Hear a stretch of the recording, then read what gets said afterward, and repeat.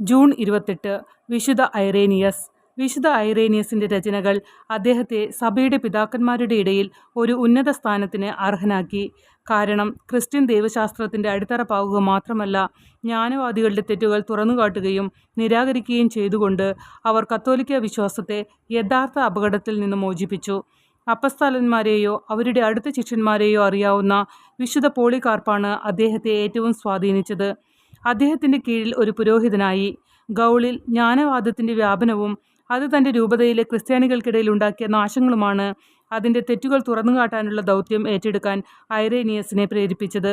5 പുസ്തകങ്ങളായി ഒരു ഗ്രന്ഥം തയ്യാറാക്കി അതിൽ വിവിധ വിഭാഗങ്ങളുടെ ആന്തരിക സിദ്ധാന്തങ്ങൾ പൂർണ്ണമായി പ്രതിപാദിക്കുകയും അവയെ അപ്പസ്തോലന്മാരുടെ വിശുദ്ധ തിരുവെഴുത്തുകളുമായും താരതമ്യം ചെയ്യുകയും ചെയ്തു. ഗ്രീക്കിൽ എഴുതിയതും എന്നാൽ പെട്ടെന്ന് ലാറ്റിനിലേക്ക് വിവർത്തനം ചെയ്യപ്പെട്ടതുമായ അദ്ദേഹത്തിന്റെ കൃതികൾ വ്യാപകമായി പ്രചരിക്കുകയും ജ്ഞാനവാദത്തെ നേരിടുന്നതിൽ വിജയിക്കുകയും ചെയ്തു.